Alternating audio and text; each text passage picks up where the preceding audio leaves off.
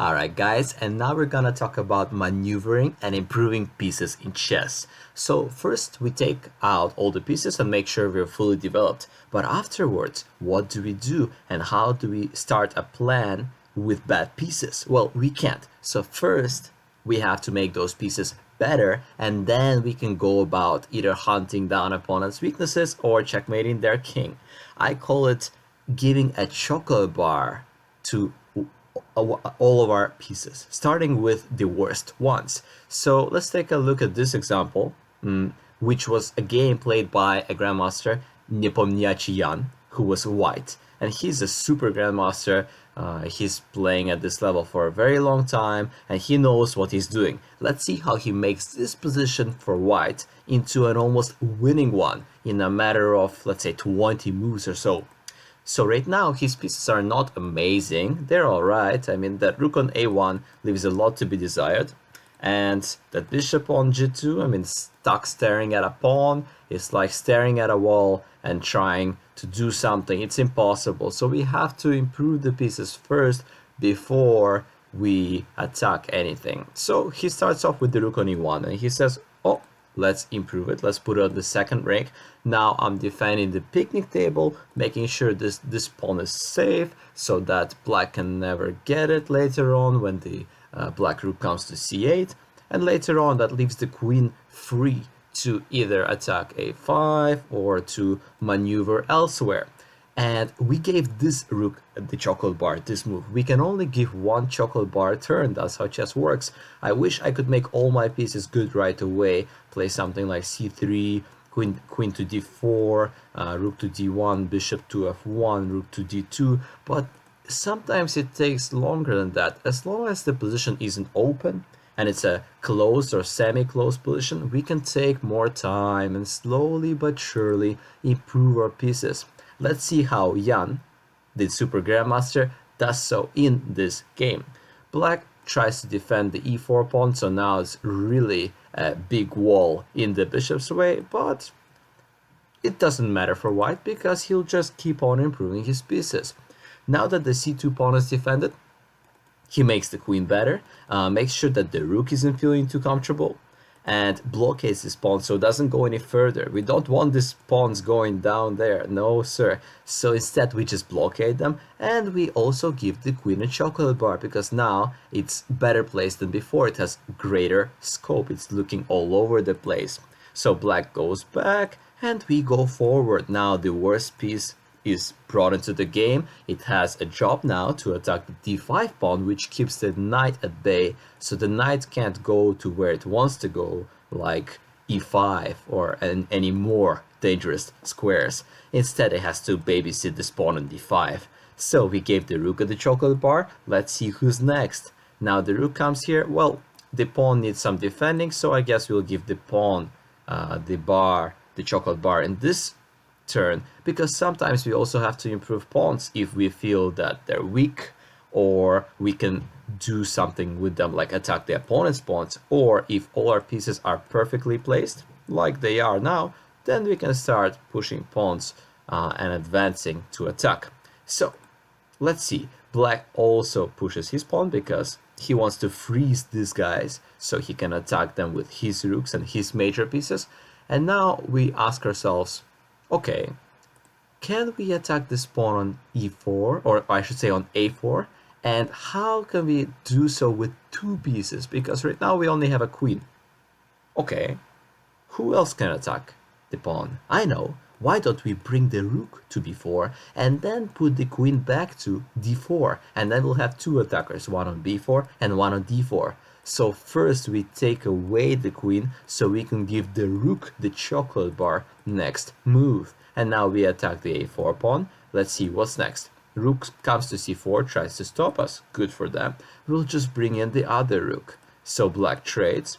You see, we can't take with this rook now because otherwise they will take our b2 pawn and the picnic table becomes weak. So instead we have to take with the queen, but once again backwards pawn and an isolated pawn on a4. Black defends the pawn, no problem. We had a bad bishop all this time, so the only way we could make it better is by taking it out on this diagonal. it wasn't doing anything here anyways because of this blockade of d5 and e4. We could have tried to play f3, but then the king would be too open. So white just says, let's keep those pawns there and let's bring the bishop to a nicer place, to better grounds, so it can actually be used for something useful. Okay, black tries to get some counterplay with e3, but we blockade that. So we say, nope, I like your pawns exactly where we are. And so once again, the queen goes back to e3 just to stop this rook from becoming any better, from being maximized, right? And so now this knight actually gets some freedom, and it's dreaming of nice squares such as f3, d3, or c4, but that's alright, because now we attack the other weakness and make our bishop better once again. They have to defend it, and now we bring in our rook, we attack the weakness again, and in the future we're thinking rook b4, queen d4. Once again, we're improving all our pieces, we're maximizing them, making them so good, the best they can be. Okay, black has to protect it, so he has to once again put the knight to a passive position. It doesn't want to go there, but it has to if the queen doesn't want to be tied down to a4. And now, first of all, we fix the pawns to make sure that black never dreams of any kingside attack, because we wouldn't want that. And after the pawns are fixed, we can improve our last piece. So guys, let's see. The rook is awesome, the queen is amazing, blockading all those pawns. The bishop has no better place but e2. And now we just have one guy, one piece that needs improving. If you guessed the king, you're totally right. So we go about bringing him to a better place. And you guys will say, but he's already safe where he is and he has a roof. But this roof I should say, is overextended. It's a bit far. It's further than we want.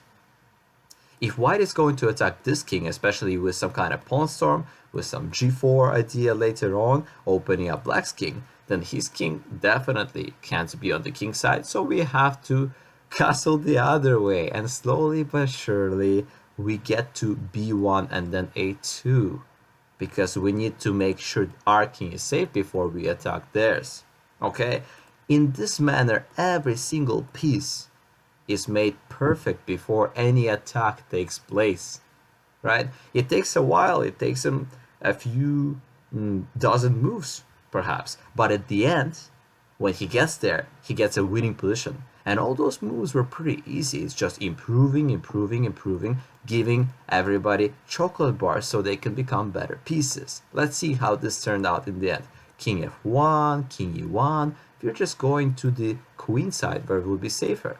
Rook to c6, no problem. King d1, nobody's stopping us. Oh, by the way, let's bring the queen in, so maybe we can get rid of that annoying knight and win this pawn in the future. So also this rook is tied down to the defense of that knight. And when they are tied down to the knight, we can slowly bring in our king. We can maximize our queen because now she can see both ways. We don't need to block this pawn anymore because it's not going anywhere, right? Rook back to e6, no problem. We go back because they were threatening e3. And now after queen to d6, let's finish that king walk, eh? The queen goes back to c7 because black is just waiting. They have no way to improve their position, but white does. White first puts the king on a2 and then slowly but surely gets busy on the king side. Alright, and after rook c6, queen d4, the rook goes back and white decides, maybe I'll just take that pawn. That's your weakness, so that's what I'll take.